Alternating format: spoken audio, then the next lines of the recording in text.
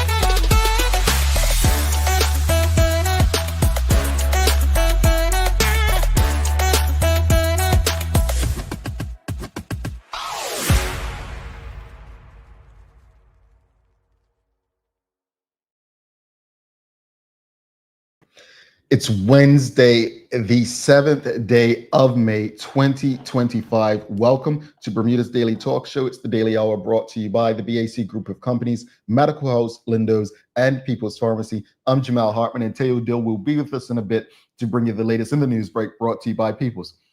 How's everybody feeling today? It's hump day, as you call it, the middle of the traditional work week, and we are here. I'm excited about today's conversation, but how's everyone feeling? How are you doing today? Is everyone good? I think we're expecting some really bad weather today, so hopefully the sunshine in the atmosphere comes from each and every one of you. Your smile, your personality, your attitude, how you face the day determines how the day turns out. All righty. So yeah, let me know how you're feeling. How you feeling? It's Wednesday. Happy hump day. And if you haven't already, I usually don't ask this at the beginning of the show, but I'm going to do it today. Give us a like, whatever platform you're on. If you're on Facebook, LinkedIn, YouTube, Twitter X, Instagram, give us a like, love, follow, share the link with your friends, your family, your colleagues, and I'll tell you why. Because everyone, greetings to you, and thanks for making us a part of your daily routine. Today we welcome Bermudian airline pilot Tariq Lynch-Wade on to share his journey to the cockpit.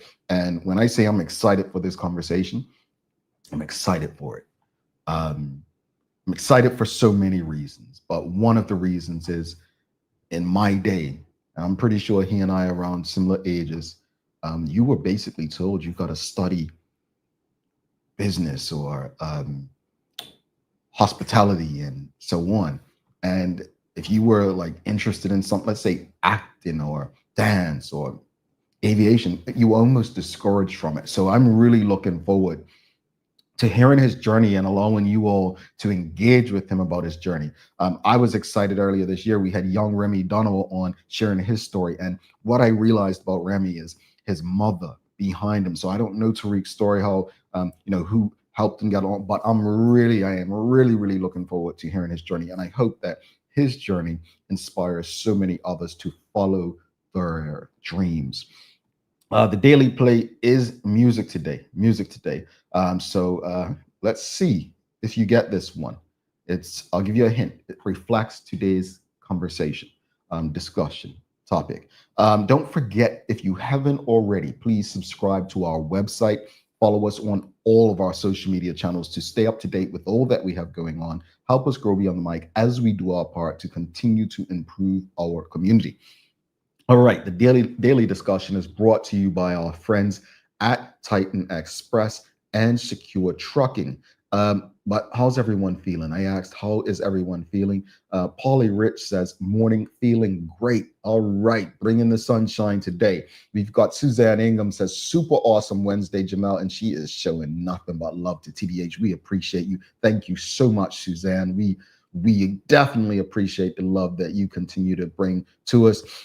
Folks, here's your question of the morning. Maya did a story recently. Well, I'll put the question up. How can we inspire Bermudians to take on new careers? Bermudians of all ages. How can we inspire Bermudians to take on new careers? And the other question is, this is a yes or no, have you ever changed careers? Yes or no? Now, let's go through this why we're asking this morning. Maya did a story recently about a company who supplies asphalt. They do asphalt. And the CEO of the parent company, Randy Rochester, spoke about the challenges of having Bermudians, right? The challenges of having Bermudians um, who have the skills and the necessary qualifications to employ. And I've spoken about this recently. During the pandemic, so many people were out of work, so many industries were hard hit. And there were numerous articles written about how people can use the skills they learned from the job they were laid off at to do a new job. And I often use the example of a bartender, right? You are a bartender. You probably know spirits and beverages very well. So why not go work for one of the beverage companies and be a merchandiser? You have that expertise. When I saw Maya's story regarding the asphalt, it made me think of so many other industries where we Bermudians have a lot of concerns about non-Bermudians in Bermuda doing different jobs. And the question always comes, well, are they doing jobs that Bermudians want to do? Are they doing jobs Bermudians are qualified to do? Right? And we have to answer those questions before we kind of show our irritation, if that makes sense. So those are your questions of the morning. What can we do? Like, how can we inspire Bermudians to take on new careers? And have you ever changed careers? Have you ever changed careers? Kenton Trott says, greetings TDH family. He says, yes, I have changed careers. Well, and if you share, if you don't mind sharing, audience, can you share like what industry or focus you changed from what to what? So I'll give you me, for example. I changed careers. I began my career in radio, television, like communications, right? And then I went into the tourism space. And then, as you can see, I'm right back where I'm at, right? I've also worked in the sports and entertainment space. But I'm going to be real with you, folks. There's no place like home. There's no place like waking up and doing something you love, like you look forward to. I am serious when I say I wake up and look forward to engaging with you all, because I feel like we accomplish something together every morning. So I've changed careers. And I went, like, again, I've worked in the media space, I've worked in tourism, and I've worked in the sports and entertainment space. But audience, again, we're having this conversation because Maya recently did a story that the asphalt company, we don't have qualified Bermudians to do the job, right? There are so many other spaces in Bermuda. You know, they said there's a teacher shortage, right? I'm going to use Kenton Trott since he was the first to respond. Many people know he's on the police service, right? And he may have the expertise if he wanted to leave the police service one day to say, let me go in the classroom, because I mean, to be in the police service, you need to have some sort of discipline, right? You have to have a great temperament because you're dealing with everyday people and face so many different circumstances. So he may be able to shift his skill set into the classroom. Not saying he wants to do that, but I think that's where we're going with it. So how can we inspire Bermudians to take on new careers? And when we say new careers, careers that need Bermudians in them. Like, let's have the conversation. So again, have you ever changed careers? We've got Sean Smith. He says, yes. Sean, what industries? What industries, if you don't mind sharing? Karen Simmons says, yes, I have changed careers 3 times. 3 times. Okay. And she goes on to say, hospitality, education, and nonprofit youth center. Interesting. I mean, education and nonprofit youth center, she probably could use her skill from education over there, but also hospitality. I don't know what area of hospitality, but you have to have great customer service skills, right? In most hospitality spaces. Customer service, believe it or not, can transition to the classroom because you're serving the students. And if you're well trained as a customer service person, it could help with your communication in the classroom. That could be a stretch to some of you. Nicole Walker says, good morning. Yes, I have changed careers twice, from hospitality to finance, and now compliance regulatory. Okay, that's a big. So when you all say hospitality, what area of hospitality did you work in? Like, was it similar to the point where you were able to carry skills over from hospitality to finance and now compliance? Like, were you able to transition and transfer? Were there transferable skills that helped you transition easier? Kenton Trott says, I started in insurance and hated it. I gave up a scholarship, higher paying job opportunity as it wasn't for me. You know what, Kenton? I can relate to you. Summer jobs I had, I would come back and I worked for Argus Insurance back in the day. And Argus wasn't a company, but it was just like what I studied when I first went to college. I was majoring in IT. And they told me, man, you like to talk to people too much to sit down and be on a computer. I didn't know if it was a compliment at the time, like, oh, he's just not good enough. And probably that's what they were saying in a nice way to, fix computers and program and all that stuff. But they were right. Whether it was a dig or not, they were right. And because they were right, I ended up moving to a space that was more for me. So as it relates to insurance as well, it wasn't fun for me. Now, again, it can be very rewarding financially. And I'm not saying everyone who chooses an insurance career is just doing it for the money, because there are people who actually like that stuff. But it helps when you actually do love it. So yes, Kenton, I can relate. Polly Rich says, yes, I have changed careers from admin assistant to police officer back to admin. Okay. And what kind of skills were you able to take from admin assistant to being a police officer, and then from a police officer back to an admin? I'm interested to know how we were able to transfer our skills. Monica Casey says, yes, I went from public education to private business. There are quite a few people going from the classroom to IB and different businesses and taking those skills. Now, I don't know what Monica's current job is, but what I found interesting about that is we were having a chat the other day, and I believe someone said, yeah, you can take it skills from the classroom. Like, I'll use two people on the show, Larry Marshall Jr., an educator, right? And now he works in a different space with customs. You've got Phil Trott, Phil that works on our team. Phil, web design, and in the classroom, and now doing another kind of marketing job. So you see it, and in Bermuda, where there's such small town, it's a small community, it actually should be more normal, right? Suzanne Ingham says, yes, lifeguard, construction trucker, transcription, statistical data. I love them all. Oh, you've been around. Oh, and she says, oh, yes, a teacher's assistant too. Love it, folks. I love it. Sean Smith, he says, hospitality, started as a waiter, finished as captain over 2 departments, accounting, and now marketing and sales. Look at this, folks. Transferable skills, transferable skills. Nicole Walker says, waitress, cashier, hostess, and accounts receivable in hospitality, then insurance, finance, and IB. So, and I'm not being funny in saying this. Waitresses, waiters have to deal with money. Not necessarily physical, but who are you paying when you pay for your meal? Then the cashier, the hostess, customer service, accounts receivable. You may not be dealing directly with consumers, but you've got to make sure the company's money is coming in. You may have to make a call or two. That accounts receivable, all that was able to transfer her into finance. That makes sense.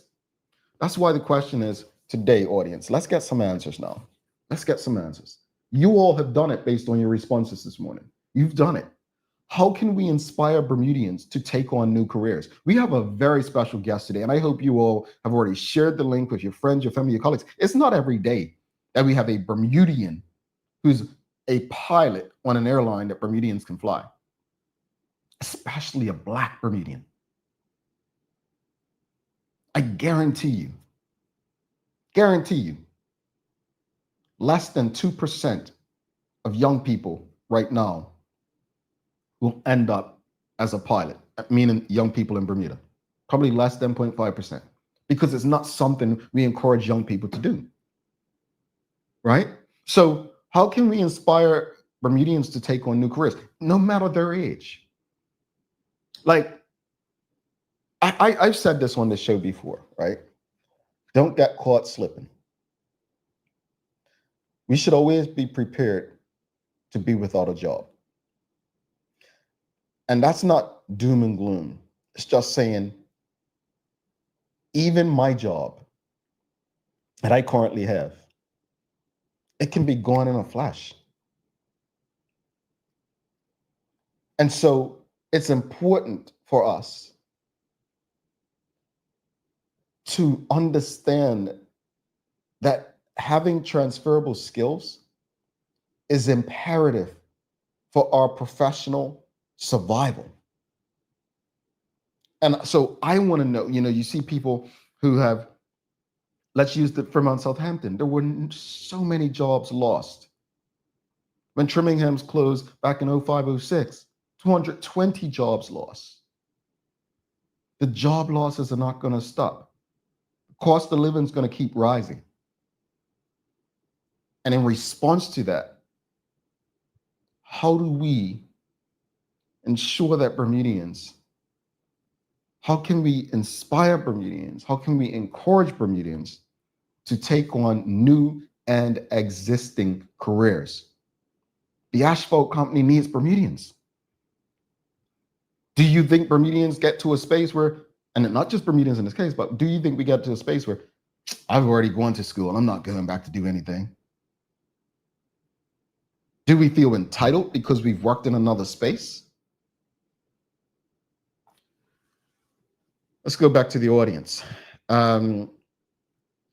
Sherry Vanderpool says she was in sales, then a cashier, then a teacher, and a social worker, and now she's a program director. You look at that, man. See, we are a reflection of what we're discussing this morning.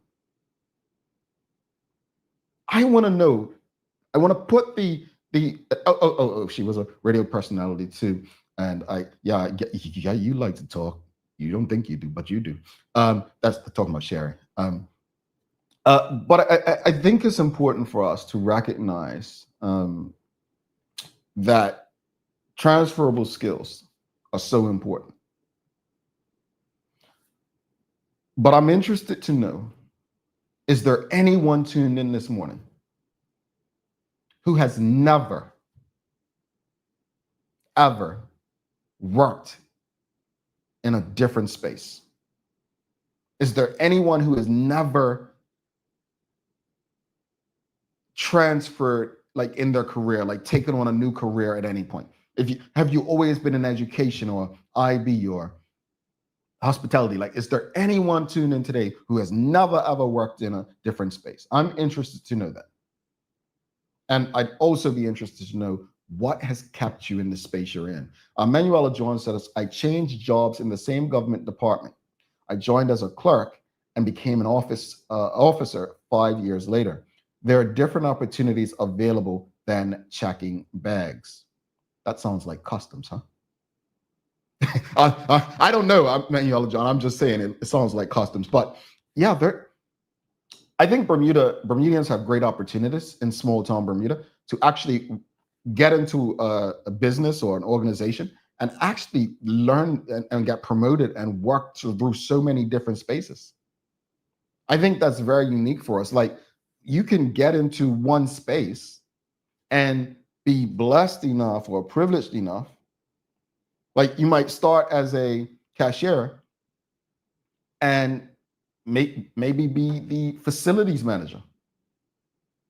Whereas that's a much harder to do in the US. Like, well, what experience do you have with facilities? They'll start asking, rather than seeing you as a part of the furniture and saying, you know what, you understand the facility, let's train you and get you in this space.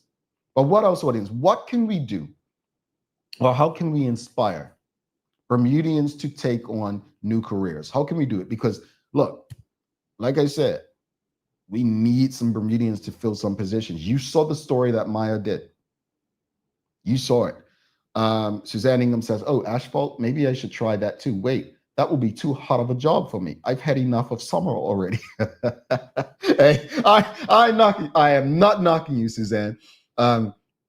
Yeah, and Teo is probably too short that he got lost in the asphalt, so can't recommend that to him either. But let's bring the Easy in and get the news break. Don't forget, folks, we've got a very special guest. I'm excited about the conversation with Tariq Lynch-Wade. This is a space where I'm going to say it.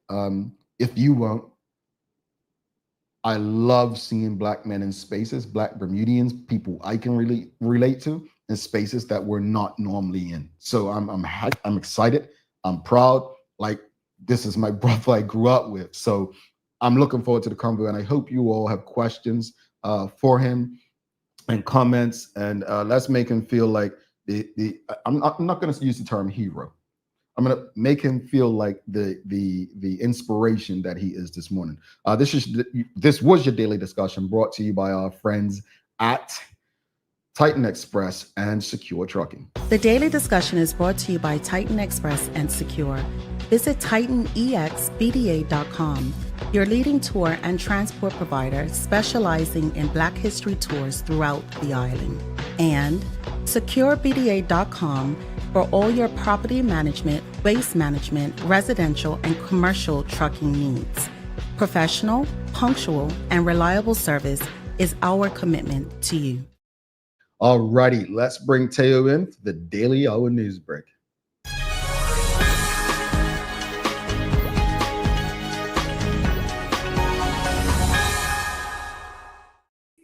Morning, Jay. Morning, fam. Good to see you. I am geeked, just like you are. I'll just be super transparent. So here in the setup, in the TDH setup, there are different screens that we get to all look at to see all the different components of the show. And just seeing Brother Tariq with the pilot shirt on with the little stripes on the shoulders, like, it's fly. You know what I mean? It is. Like, it's different because you can't wear shirts like that unless you've done some really specific things. Yeah. And have accomplished some meaningful goals. So yeah, I just seeing that makes me smile. That's really, really cool. But Tay, like, even you, right? And I hate to put you on the spot in this way because I know you absolutely hated this, but seeing this brother, someone relatable to us in this space, excites me because I remember people used to say to you, "Oh, why you're not a doctor or a lawyer?" Like, you know what I'm saying? Like, these expectations they put on you, and you'd be like, "Because I don't want to do that," right? Yeah, man. Right? But you like Tariq, you followed the path you wanted to follow, and you would. I'm gonna quote Glenn, like, "I ain't seen a better person do it." Like, that's just real. Like I know you don't like stuff like that, but it's real, bro. No, that's very generous of you. But I am the luckiest person I know professionally, because tying into the conversation, the discussion of the day, I have made a couple career transitions. I'm now 42, and I've had basically 3 grown-up jobs, and I have loved every single one of them, and they've been all pretty fundamentally different, but they've all been reflections of my core values, which I think is the key. If you're able to do that, like, I've never had a job that I didn't kind of feel like I was getting away with something when they paid me. Like, I would do this for free type thing. Yeah, I think a lot of that comes from our love for what it is we were doing, right? I think with Bermuda tourism, it was crazy because I love Bermuda, but I absolutely did not like the organization, Bermuda Tourism Authority. So I was conflicted, right? And I remember Bill Hemberry, the first CEO of the Tourism Authority, saying, "Well, you don't seem to like the organization." I said, "But I love Bermuda, and you seem to like the organization, but not Bermuda." And he, shocked I said that. But in saying that, hey, you keep it a buck, boy. Yeah, I love you, man. I love you, man. That's why they pushed me out these spaces. But then when I worked for the Florida Panthers, I grew up a sports lover. I mean, I wasn't that good at them, I was vertically challenged, but I love sports. So I loved it. I enjoyed it. You know what I'm saying? Like, whatever. Then when I left there and went back to a tourism space, I really helped me understand. I absolutely hated tourism, but and that's when I realized I had to come back home, man. I got you. Like, you found your way there, and you were successful all the way along through the entire journey. Like, yeah. And I think the hard thing because I think the chat reflects this. The vast majority of us have made these kinds of transitions. We started in one space, learned that actually it's not what we thought it was going to be, but we're able to transition successfully to another space. The hard thing is getting the young ones started, right? Because that's the thing that I worry the most about. like once you get a rolling in the professional space, like finding success, growing, developing skills, pretty much you're gonna be all right. Yeah. But you got to get in the game. Yeah. And in order to get in the game, you've got to build a certain set of skills. You got to commit in a really meaningful way. And if they don't feel like the commitment is worth it, if they don't see the point, then that's where the really extended gaps show up, and the real big problems really arise. So that's what I worry about. Yeah, for sure. No, as far as the news today, as you've heard, the flooding is coming, so we got to prep accordingly. This footage captured by our friends from Burn News from about 2 years ago might get a repeat this afternoon through tomorrow morning, according to the Bermuda Weather Service's modeling. We should be getting heavy rainfall, a really significant chance of thunderstorms, and short, sharp, hard downpours. In fact, we could get 1 inch of rainfall in less than 24 hours, which is kind of nuts. So obviously, we're likely to get localized flooding that could make tomorrow's commute kind of crazy. You got to be safe. Well, I guess I won't be going yoga today. I'm going to tell you something. That is not a sentence I ever would have expected to come out of your mouth. Oh, you didn't think I would go yoga and then return and go back again? Yeah.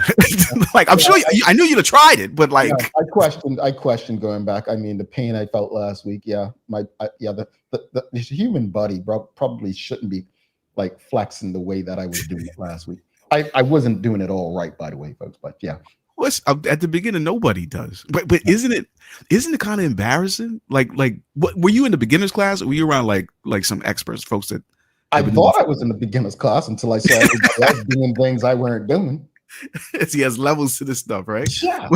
When you see these like tiny little people, or like even some larger people being able to manipulate and hold their body, show all this strength, and you there like just shaking.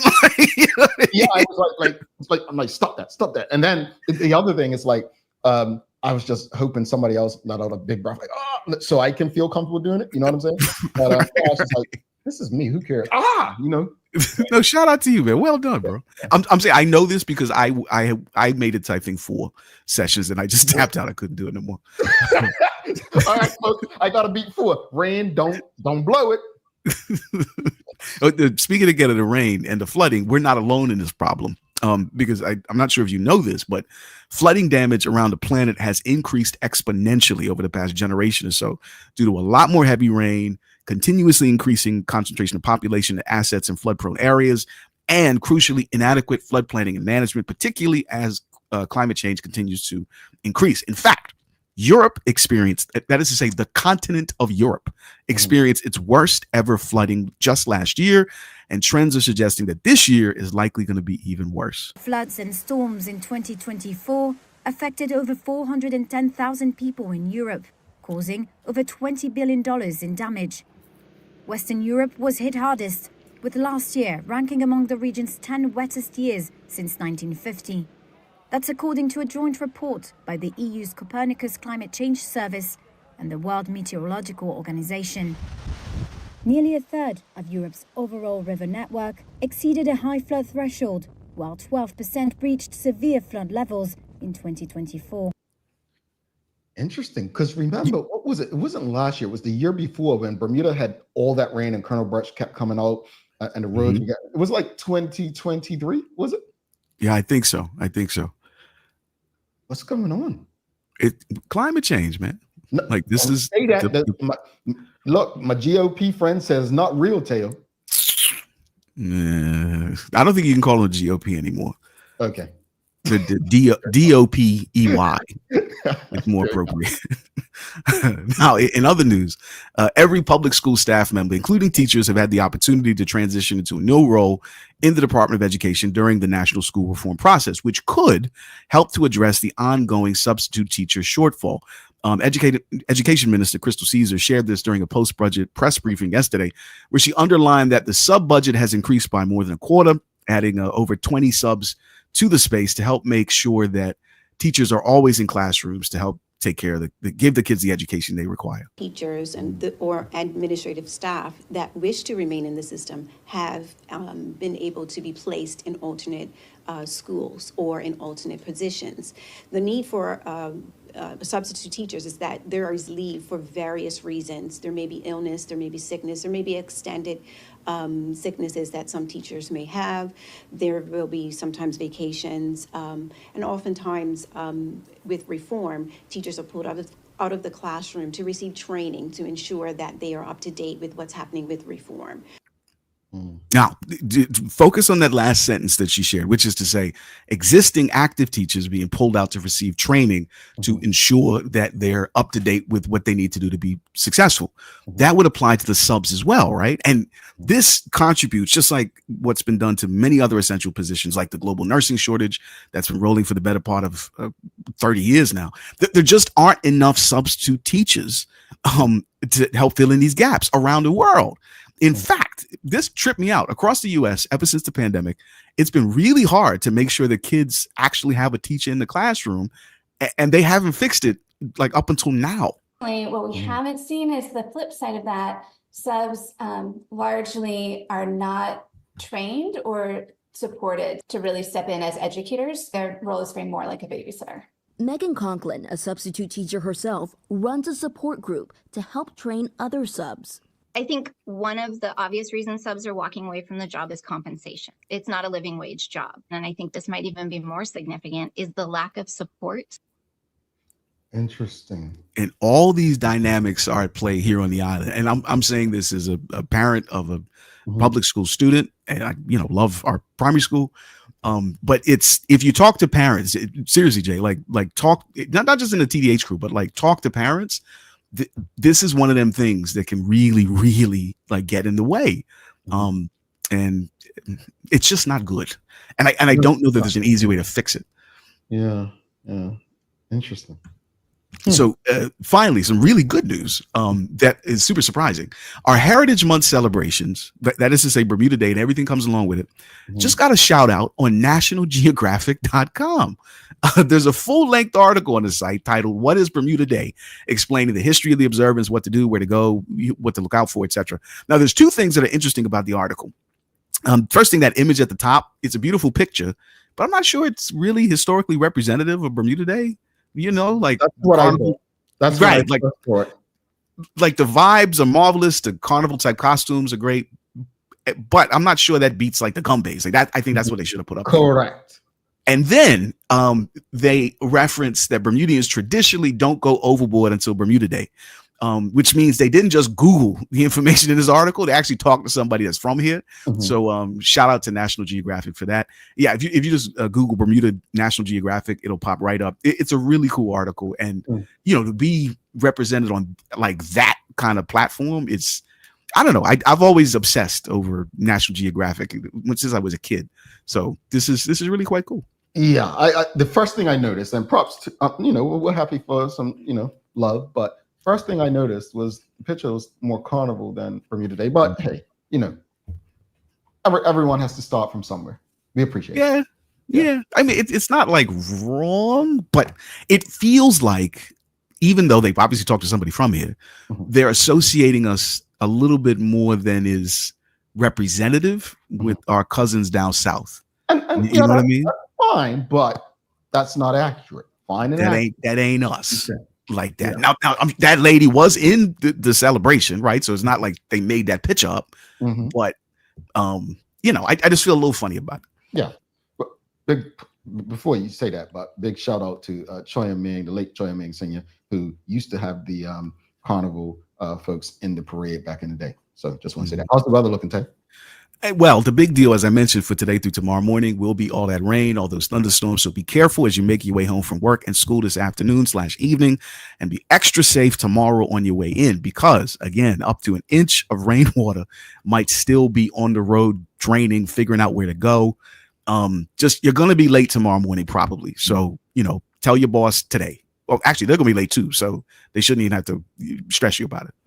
Alrighty. Well, Tay, I got it wrong yesterday. I had the wrong day. I said days of the year yesterday. And I did today's days of the year, which was Global Travel Advisor Day. So I'm going to go to yesterday, which yesterday was May 6th, and it was National Beverage Day. Beverage, right? So what audience, Teo, non-alcoholic, please, what's your favorite beverage? Okay. I got 3 answers. Oh boy. Number 1, water. Okay. That I drink more than anything else by far. Okay. The second thing, if I'm not cheating, but like just getting something I want because of the taste of it, the Joe's lemon iced tea. Never had. It comes in them glass bottles with the yellow label. They have all different flavors, but the lemon iced tea is perfect. It's not too sweet. It's not too. It's just great. And then my grown up drink. Sorry, this is alcoholic, but it needs to be mentioned. An old fashioned with good bourbon, no cherry. It just had to be something old. Yeah, that sounds about right. You sound like one of those guys in Kentucky just sitting off with your little whiskey glass. And, yeah, no, it's a grown-up drink because you can't rush it. You got to sip it so you don't end up getting plastered. Anything. It's just grown folks drink. It's perfect. Old-fashioned, good bourbon, no cherry. I should have went first because now you're gonna try to laugh at me when I say my favorite. Audience, what are your favorite beverages? Suzanne said water and herbal teas. We've got Karen Simmons says lemonade, homemade root beer. Remember when we were kids? Dude? Ooh, talk about it. Yeah, man. So I drink a lot of water, folks. I do. Obviously, water's going to be top of mind. I like a vegan protein shake. That's one of like my favorite things. Why? See, I knew you were going. This is why I don't tell you nothing. This is why I don't tell you nothing. You're judging. No, I'm not. Okay, I am. I admit it. But like, what does that taste like? Delicious. No, it can't. It's like, I've never had a nice tasting protein shake. Like it, I mean, they're good for you. They can really check a bunch of solid nutritional boxes. You gotta get the banana. You gotta get the peanut butter in there. You know the dates. What's wrong? I don't know, man. How much of the protein powder are you putting in? Because when I that's all I taste when I have those things. I don't put. I take a little scoop, put it in, and it depends. I put the Garden of Life, or I use my peanut butter powder. However I'm feeling. But the peanut butter. Actually, the peanut butter powder is a dope hack for these things because that stuff really works. You can sprinkle it on top of like other foods, and it's really good. Well, let's see what the audience says real quickly because we've got Tariq coming in. We've got water and what's Serious brand juices? Never heard of them. We've got Stacey Ann Brown says lemonade, regular mango, strawberry. Okay. We've got Pepsi, Lipton Tea, and Celsius by Jody Zool. We've got Charles H. Jefferson II. He says water, ice, coconut, pineapple drinks, Heineken Zero after an English. He's judging me. Okay. Well, yeah, you're like Teo. Dorian, turmeric, ginger, lemon, and a honey tea. That's a banging mixture. Right. That goes really well. And Hadley Swan says vodka, club soda. Well, we did say non-alcoholic, but Teo went and I didn't. Club soda, 2 cups of ice, and a splash of lemon or lime juice. Okay, and we've got Miss Ellen Kate Hort. She says peanut. Are you judging me, Miss Ellen Kate? We've got Maya says salted caramel latte and green tea. All right, folks. Oh, she's showing the edge with that first one. My third drink. So it's water, my peanut butter or vegan protein shakes, and a mojito. Okay, I know, I got you. With like all the what is the herb? Is it mint or basil? Mint and soda water and lime juice, pretty much. Man, if I give you a tip, like instead of using the mint, use like fresh basil. I'm telling you, like whenever you swap those things for each other, it always makes it interesting and sometimes much better. Teo, the bartender Dill, is about to leave the building because we're going to be flying high in a few, bro. We've got Tariq Lynch-Wade coming up. Solid segue. Well done, bro. See you in a few, bro. All right, man. People's ACW, located at King Edward VII Memorial Hospital, carries over-the-counter medicines, toys, cards, and even toiletries. Our knowledgeable staff are there whether you're at emergency, visiting family, or a member of BHB staff, to show you our best even when you're feeling your worst. People's ACW, we're here for you.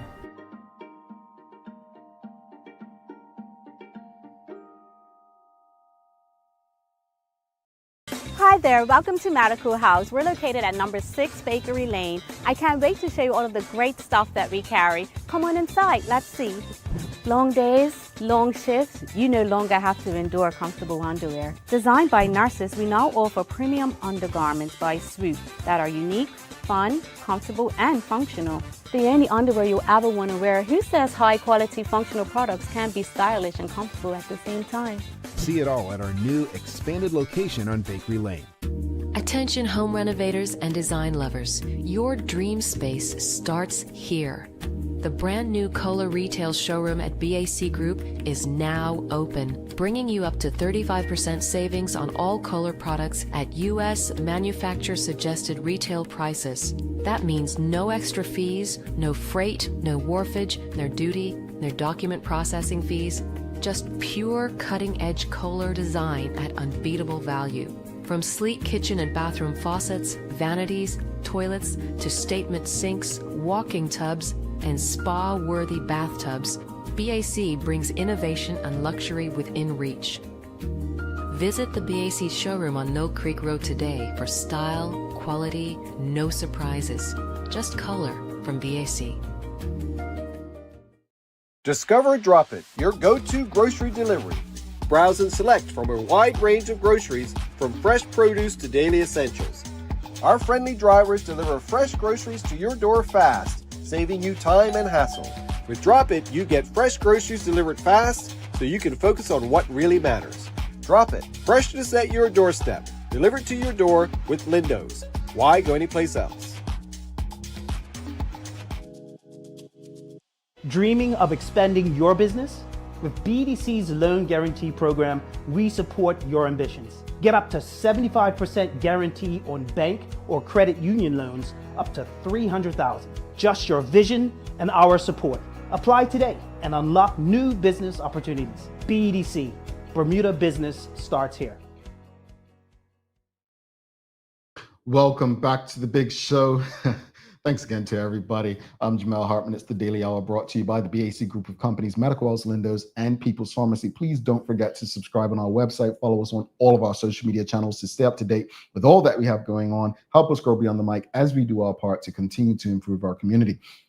Without further ado, let's give a warm TDH welcome to our very special guest today, Tariq Lynch-Wade. He is a Bermudian airline pilot, and we're excited, folks. Get your questions ready, get your comments ready, and get your hands together. Oops, sorry. Calm down. Happy Wednesday to you.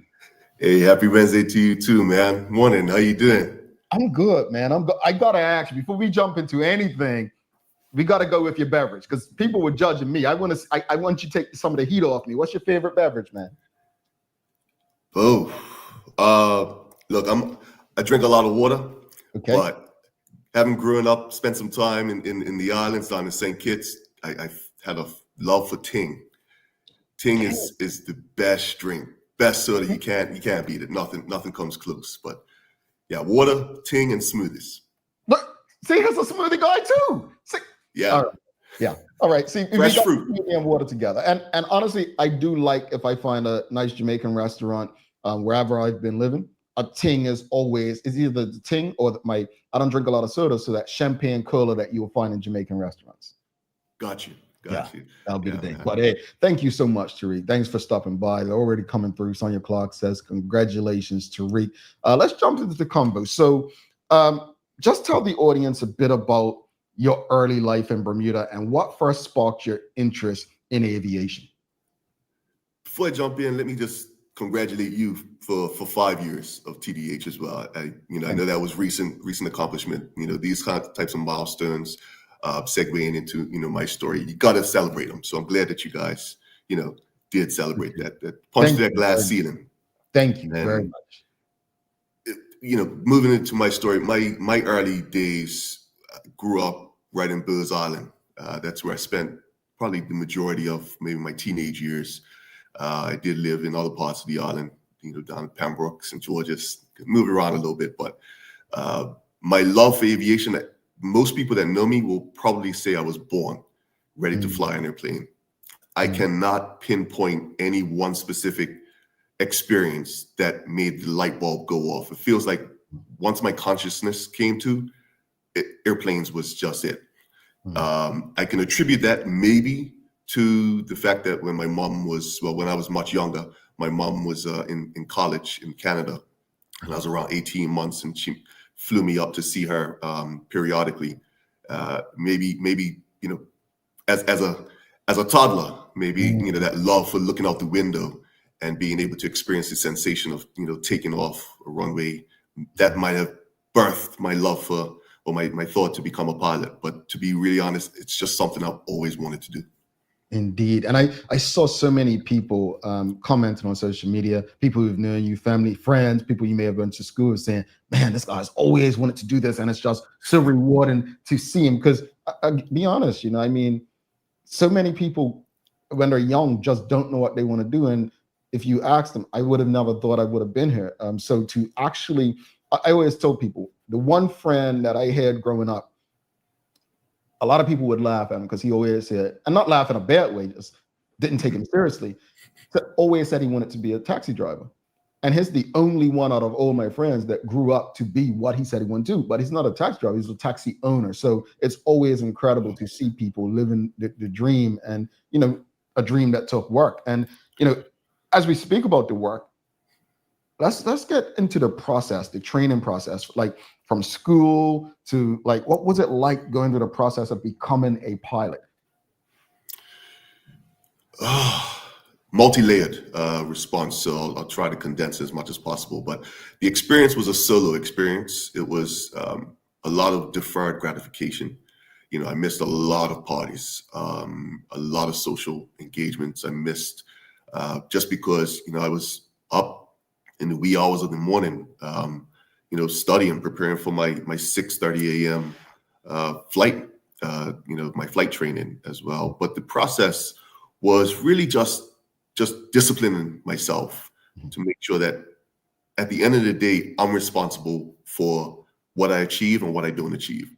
And I mean that in the sense that if I fail this class, I'm the only one that can take accountability for it. Nobody else can. So, a lot of the foundational work was really making sure that I wanted this first and foremost. Forget all of the technical elements of becoming a pilot. I had to want it for myself first and foremost, and I had to be prepared to move anything out of my way that wasn't really gonna contribute towards my success. But there was a lot of math, there was a lot of geography, a lot of physics as well. And then, you get into the things like aerodynamics, regulations, got to learn exactly how the airplane works. And I'm talking about right down to, how the carburetor works, to, how much tire pressure to put in the tires, just so that way they don't overinflate and burst during takeoff. So, it gets very granular in terms, and that's what I mean. The foundational work, I had to want it, because the depths that I had to go in order to become a pilot, could have scared off many, and it did, as a matter of fact. Indeed, yeah.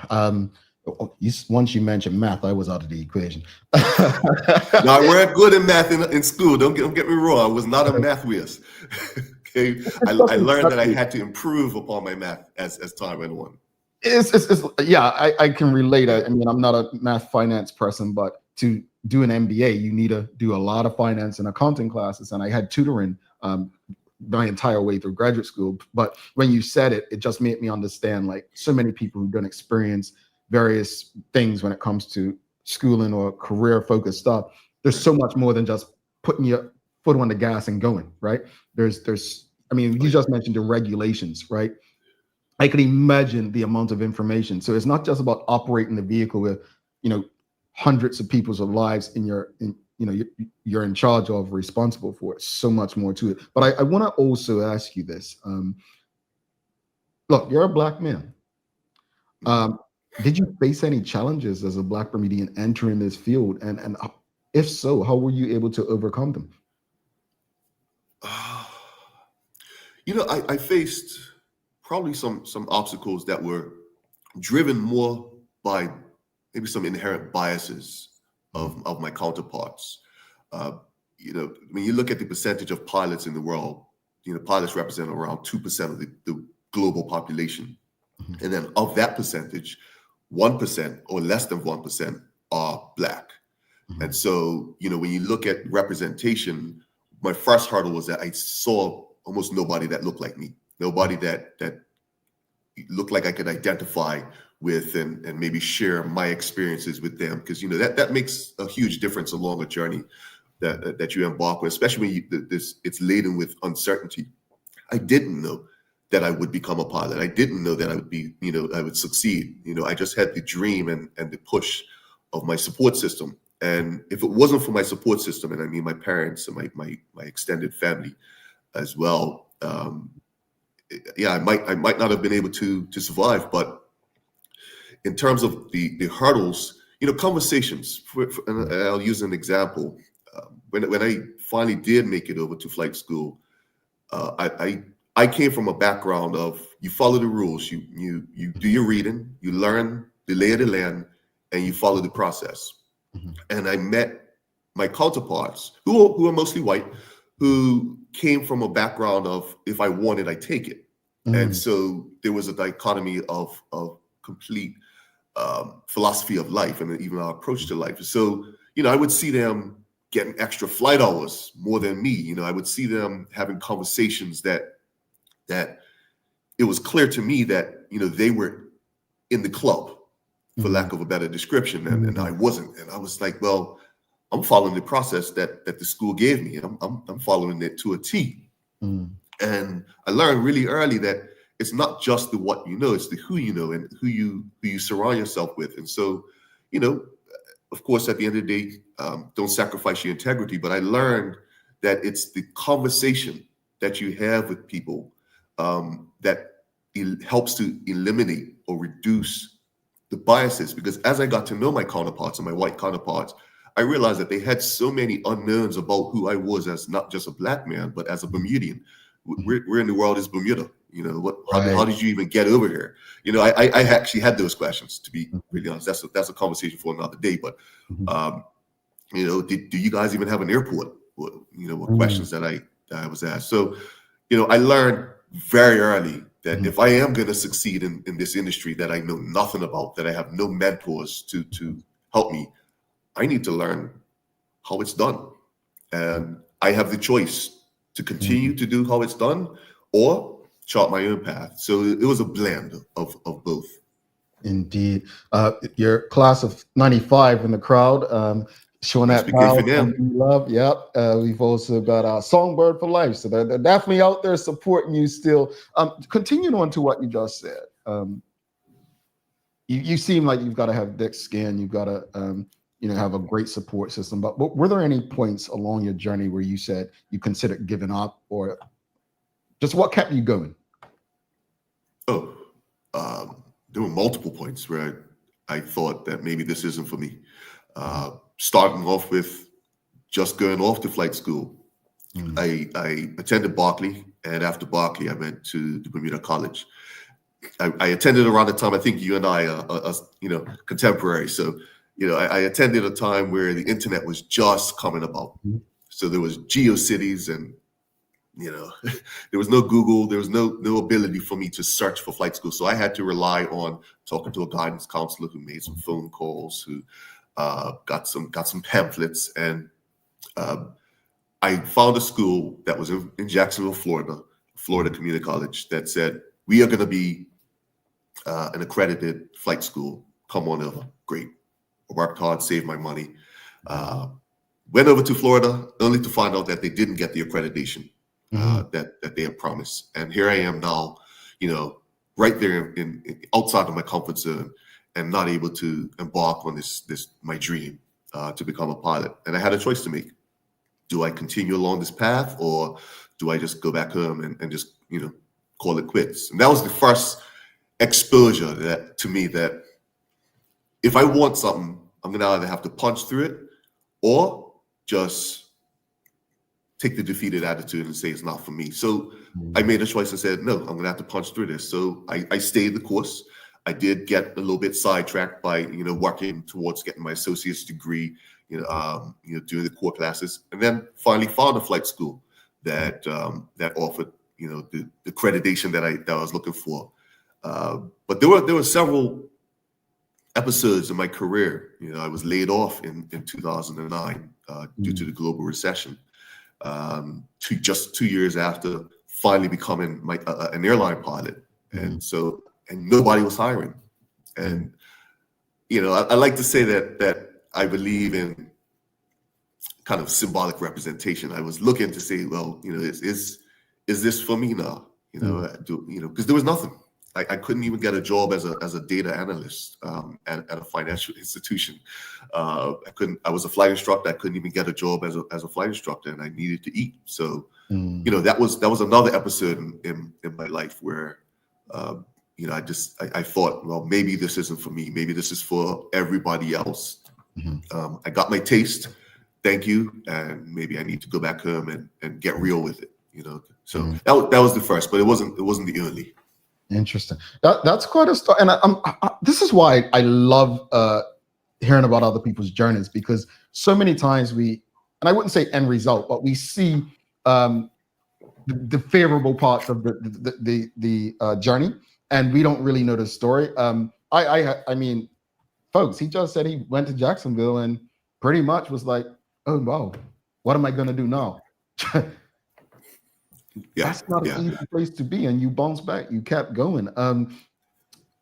Let's go to solo flight. What was it like? You know, Remy Donovan, young Remy, who I'll ask you about a bit later.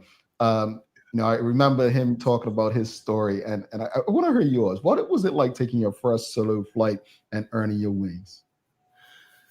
I remember the day like it was yesterday. So, I'm going to paint the picture. I'm about 6'3". My flight instructor was 6'7", and I don't know if any of you are familiar with the type of aircraft that are used for training, but I think Remy in his interview showed a picture of the aircraft. It's tight quarters. It's inside. It's smaller than the average car on Bermuda's road. So you can imagine we're sitting next to each other. There was never a time where our shoulders weren't rubbing, right? And we were doing a flight, did my landings, and he just had this awkward smile the entire flight. And of course, I'm focused. I would catch in my peripheral, and I thought to myself, okay, you know, he'll tell me what this weird moment's all about eventually. So I'm going to concentrate on getting this airplane on the ground. And then he said, hey, look, just pull up onto this apron, or as most people will know as the ramp. And I pulled up. I said, just shut the engine down. And he opens the door and gets out. He taps me on my shoulder. He says, all right, you're going to do your solo flight right now. Of course, I didn't have time to get scared or get nervous. You know, he threw me into the deep end right away. He said, "You're ready. Check you later."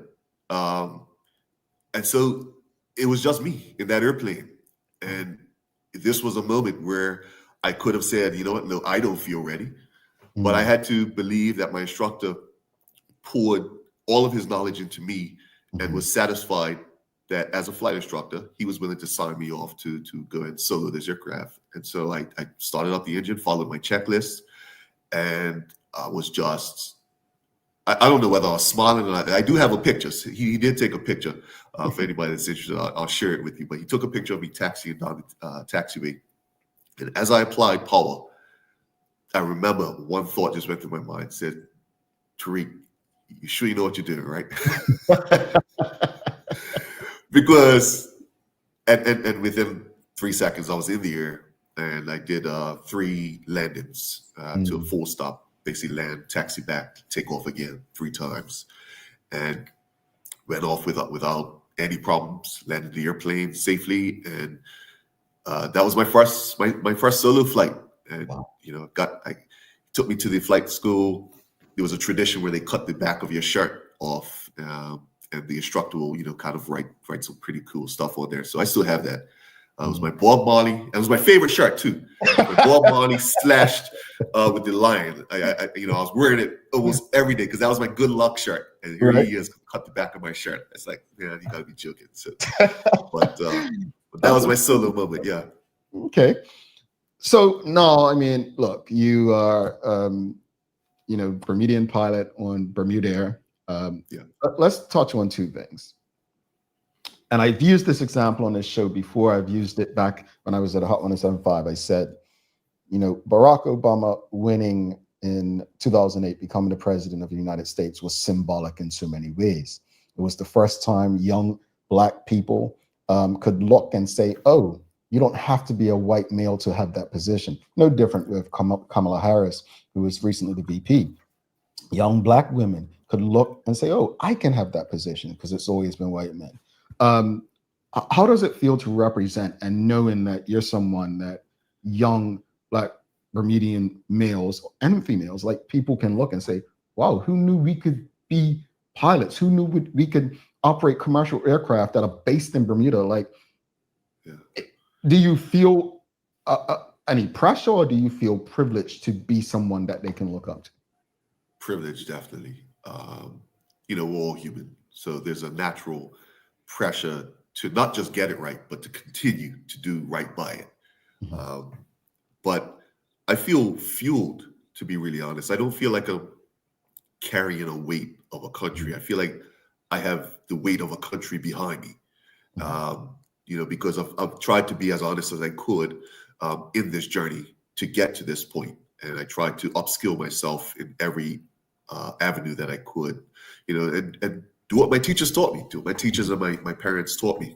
Like I said, I have a really strong support group. So I feel that the community of Bermuda, excuse me, got a little nasal activity here, so I can't pronounce words, but I feel like the community of my island is behind me.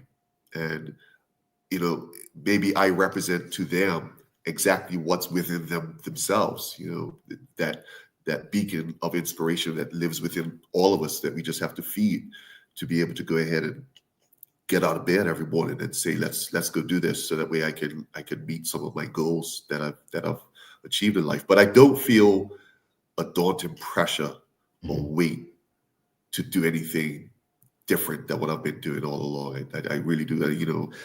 I come out of the flight deck to do my passenger address anytime I'm flying, and to see the I say audience, sorry, but I see the passengers looking at me, and I see my fellow Bermudians looking at me, and I'm telling them about what the flight's going to be like, what the weather will be, whether it's going to be smooth, bumpy, what our altitude is, and I just see this immense sense of pride on the faces, and that right there is fuel for me.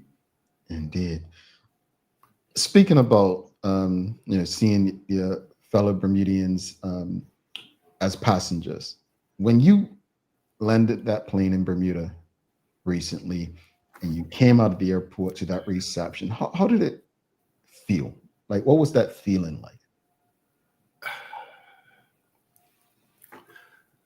I told myself, figure out what you're going to say to that question whenever you ask. And to this day, it's hard, because that moment, that specific one, I had no idea that I was going to receive that reception.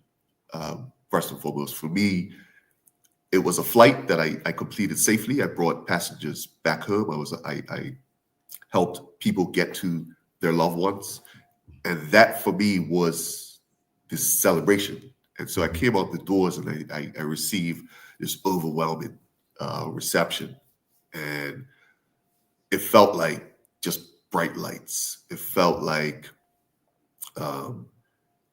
it was a culmination of everything that I had worked to achieve, all of the sacrifices that I made, all of the moments of uncertainty and doubt that I had in the process, and even in my abilities along the way. Those quiet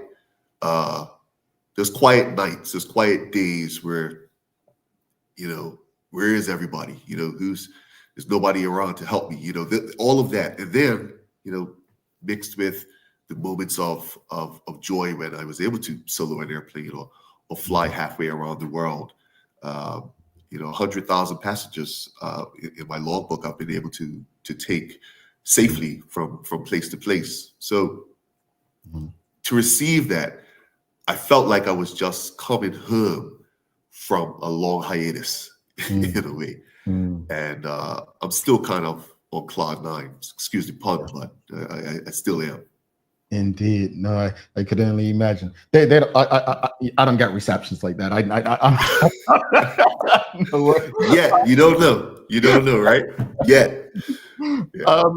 Look, we had young Remy Donovan on, and I always say we can learn things from a baby, but we can be inspired by anyone.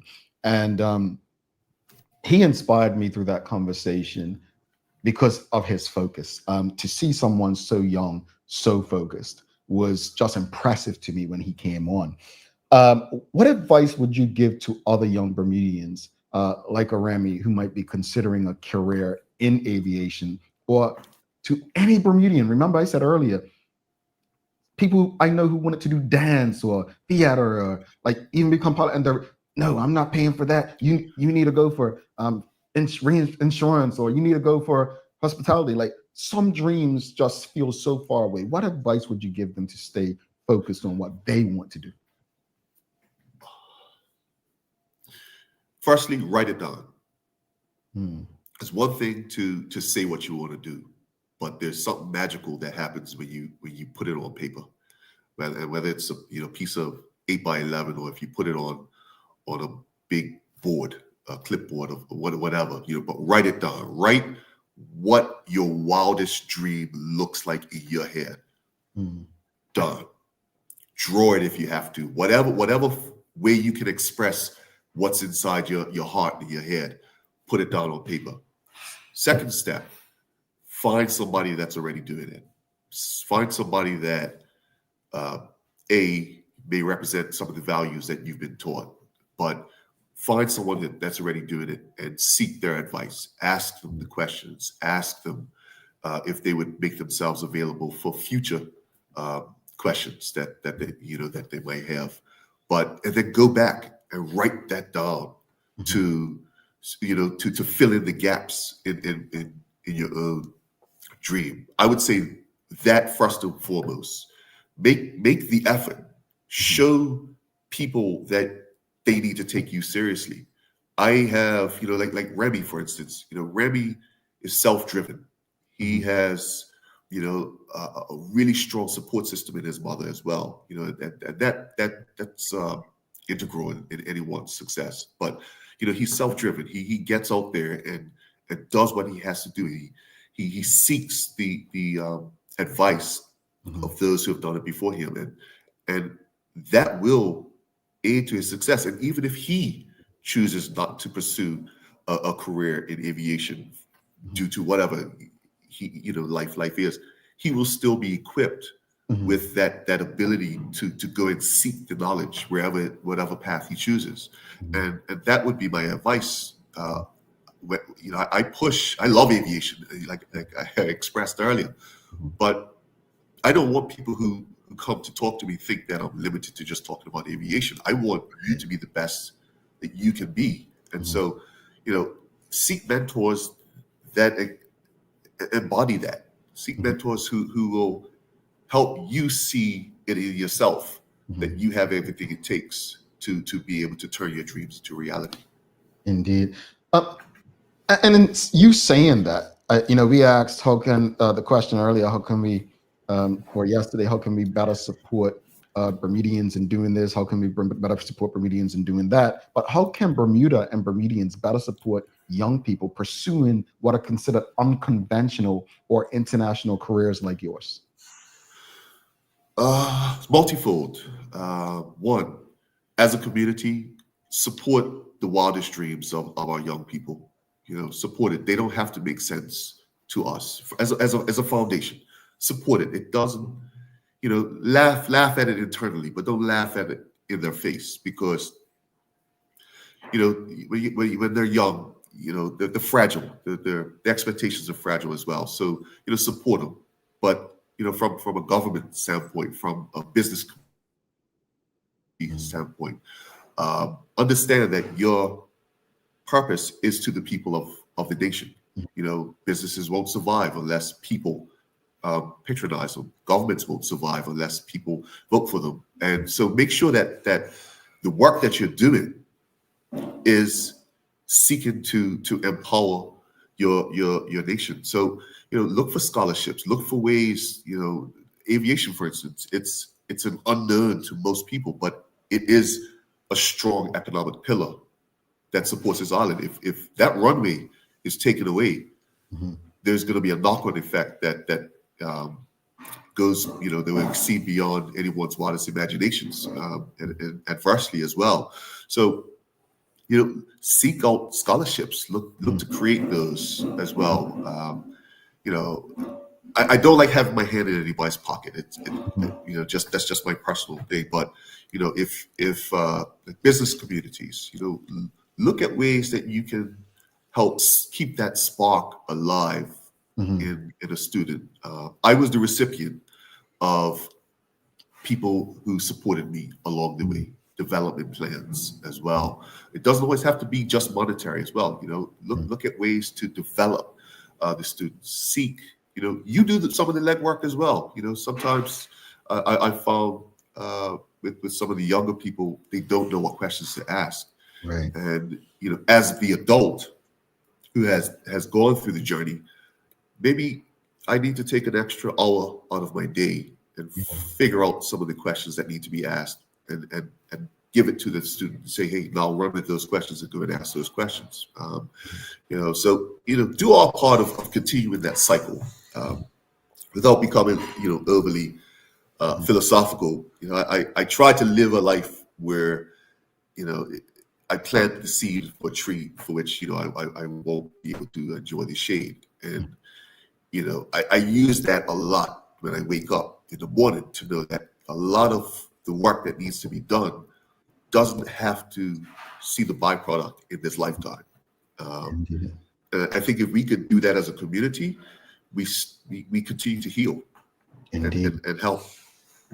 Indeed. Audience, I'm getting to some questions and comments now, so you can still send them if you'd like. We've got Karen Simmons asking, morning, Tariq, what is the largest aircraft you've flown, and what's the difference other than size? Hey, Karen, morning. The largest aircraft I flew was the Airbus A330 that carried around 300 passengers, flew about 14 hours. In terms of difference, all airplanes are built to fly.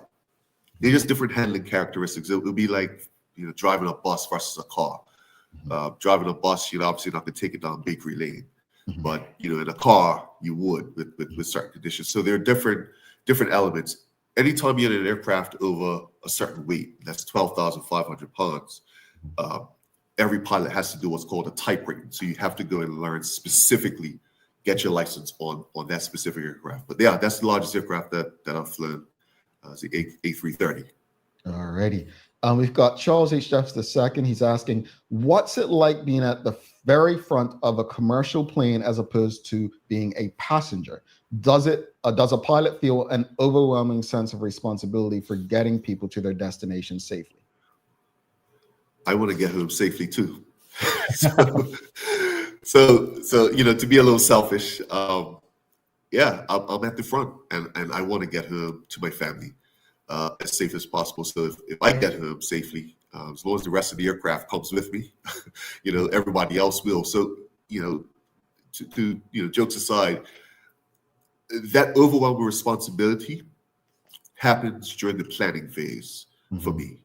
When I get into the cockpit, I turn on the switch. I am in pilot zone. I'm not thinking about bills. I'm not thinking about specific, passengers or I've already done that work prior to getting into my seat, because the best way I can do my job is to focus only on my job when I'm doing it. So that sense of responsibility, I feel, beforehand, and then when I land, I feel a sense of accomplishment every landing. All right, we've got another one. Charles H. II again says, how proud is Tariq to not just be a commercial pilot, but a pilot for Bermuda's first and only commercial airline? Yeah, very proud. Very, very, very proud. I saw this moment as a teenager. I imagined what it would look like. And here I am now in the flesh, opening up the door to the airplane, getting inside and seeing the passengers walk onto the airplane behind me. knowing that they've entrusted their lives in my hands. And so I've got to say, dreams do come true.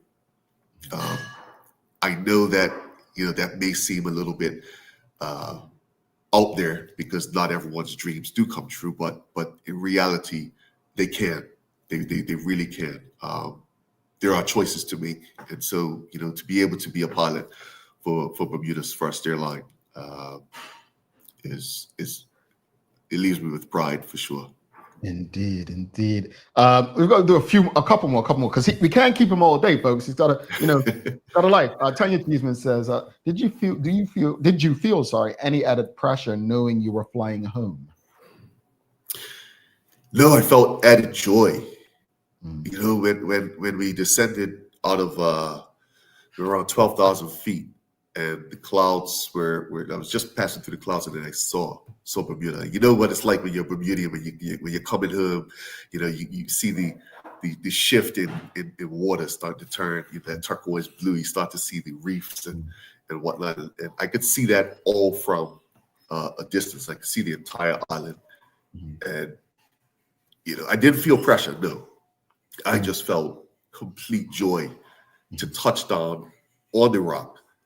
And like this was the runway that I used to stand outside Kinley Field and take pictures with my disposable camera. This was the runway that all the other foreign airlines like Delta and American, and at the time US Airways and Continental, they used to fly in, and they had the benefit of landing in my home country. And as a kid, I said, one day I'm doing that. So it was just pure joy to be able to be the one to actually control the airplane right down to the runway and land it.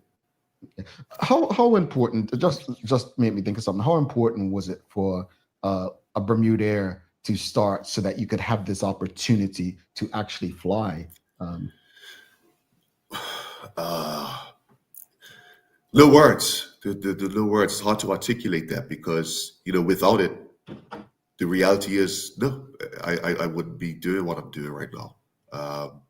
In terms of as an airline pilot. So, it was immensely important for Bermuda to exist.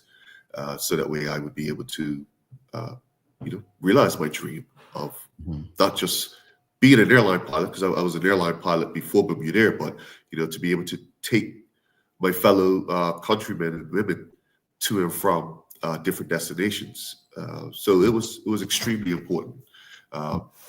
So yeah, it's, I really look forward to seeing some great things. Yeah, we've got Karen Simmons asking, what is the experience of flying at night with the moon and stars? What is the experience, night versus day?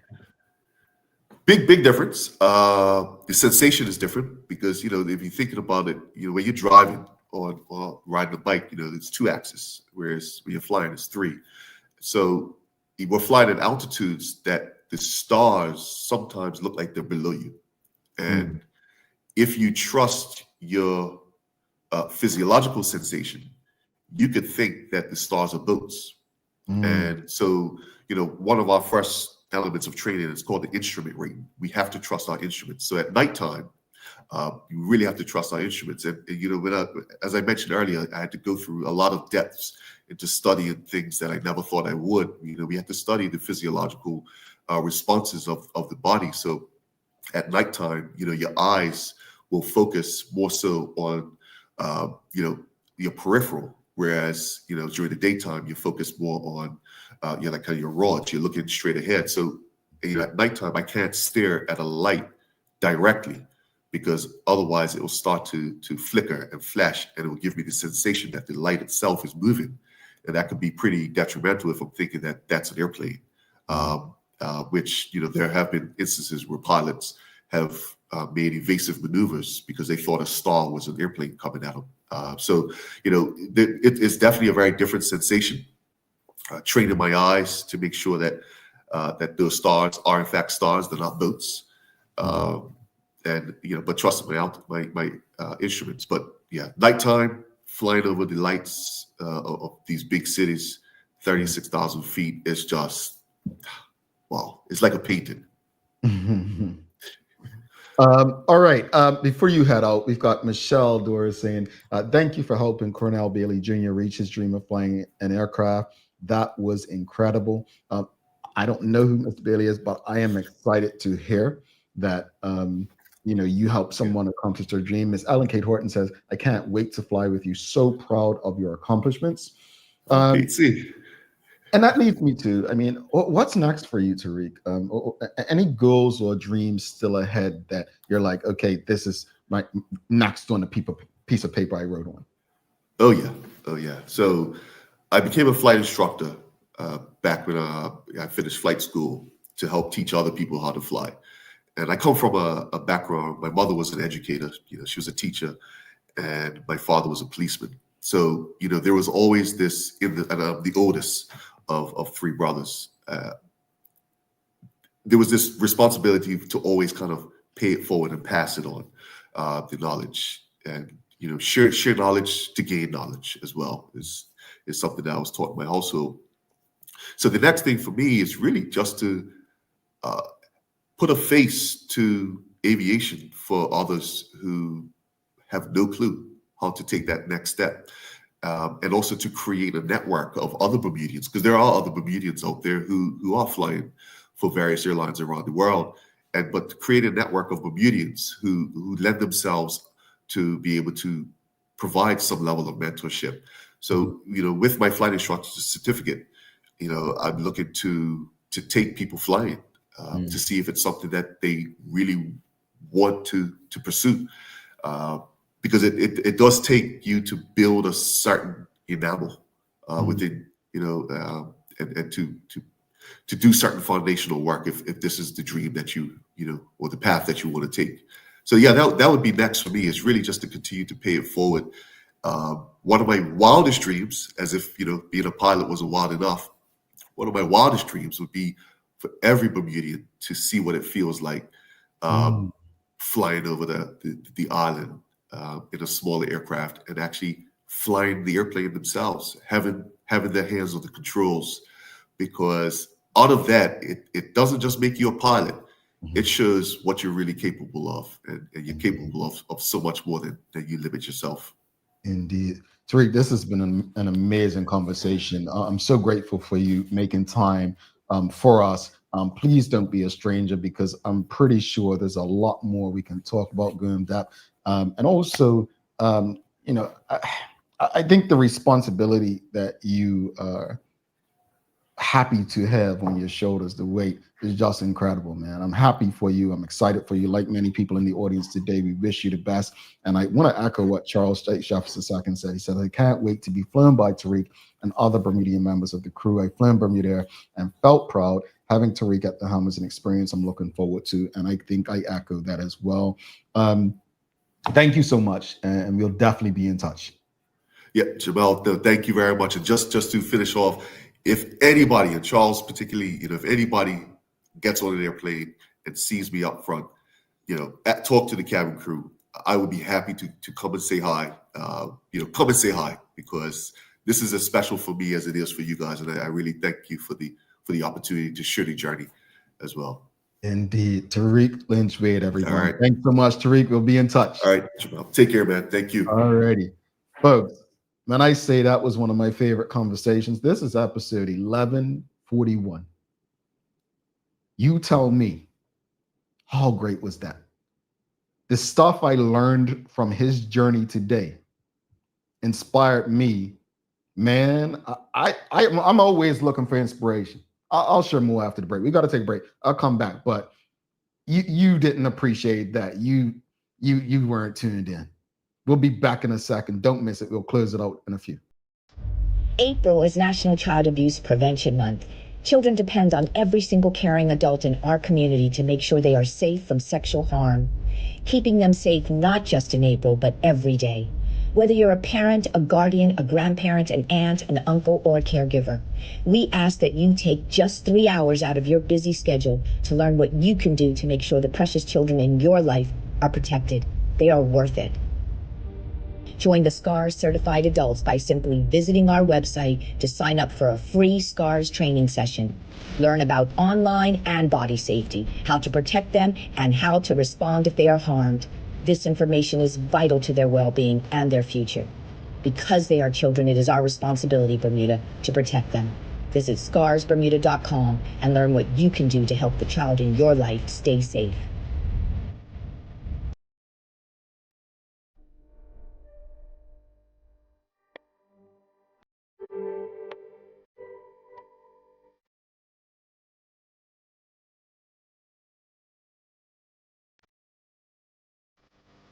Looking for the best care for your pets? Noah's Ark Feed and Supply has everything you need, from top quality foods to toys and supplies. We've got it all. Join our frequent buyer program and earn rewards every time you shop. Plus, we've been awarded the Clever Customer Initiative program for helping you save more.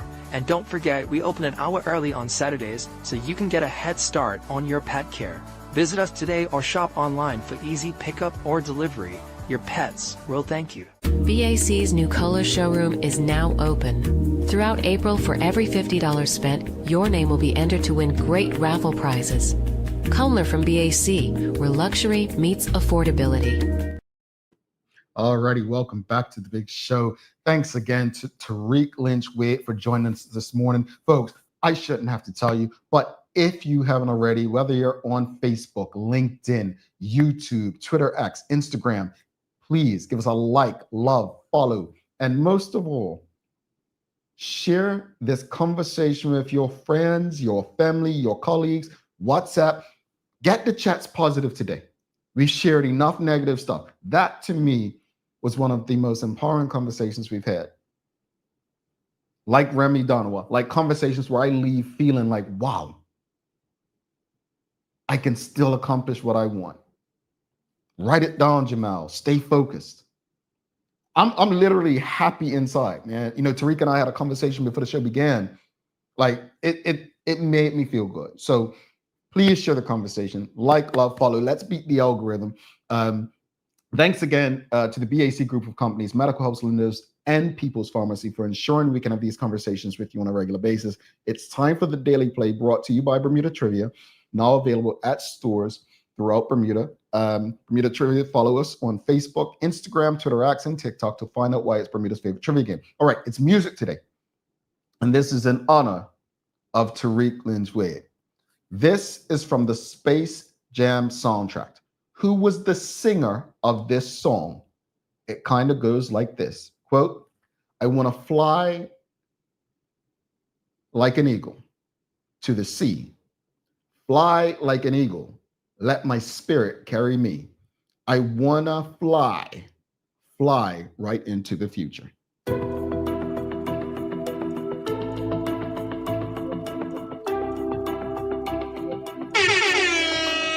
All right, Mark Arthur C. Phillips got it really quickly. It was Seal. It was Seal.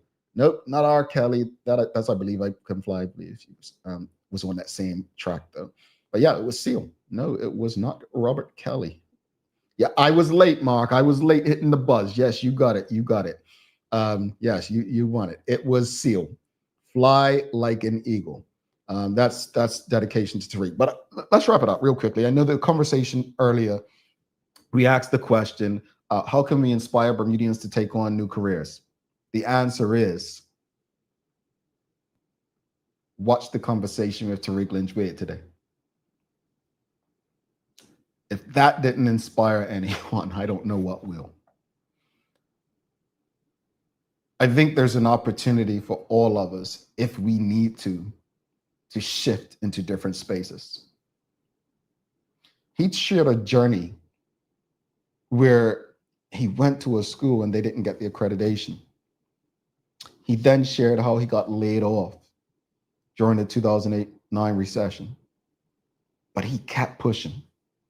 So how can we inspire Bermudians to take on new careers? Encourage them. Talk to them. Share other people's journeys, if not your own. As far as the conversation with Tariq, I'm grateful for his time, man. You know, seriously, whenever people come on this show, I am really grateful that they trust this platform to engage every last one of you. I cannot thank the audience enough for engaging during these conversations. And I can't thank the guest enough, like Tariq, for feeling comfortable enough to share what he shared with us. Let's beat the algorithm. Last week, we had a very unfortunate tragedy in Bermuda. You may not see it, but if we can share more stories like this of the Remy Donawas and the Tariq Lynch-Wades, we'll have more young people aspiring to be like them versus what happened last week. Trust me, folks, there's a correlation here. And I'm going to say it, not to make others uncomfortable, but these are Black men. Maya just asked the people on the street yesterday, what do they want to see more of in the news? And quite a few people said, I want to see good news. There's some good happening. And this is why we're grateful for today's conversation. Because we're trying to do our part. Cliche, but to improve our community one conversation at a time. That's my nephew, says Miss Ellen Kate Horton, and I love it. I love it. I can tell. Good people, right? Here's your daily inspiration, folks. Wherever you go, no matter what the weather, always bring your own sunshine. That's Anthony J. D'Angelo. Please don't forget to subscribe on our website. Follow us on all of our social media channels to stay up to date with all that we have going on. Help us grow beyond the mic as we do our part to continue to improve our community. Thanks again to our partners, the BAC Group of Companies, Medical House Lindos, and People's Pharmacy for ensuring that we're able to do this with you on a daily basis. As always, we appreciate you, we love you, and we thank you for making us part of your daily routine. If all goes well, we'll be back to do this again with you tomorrow. I'm Jamal Hartman. Please do make it a safe and a great day. Stay dry. We are out. Peace.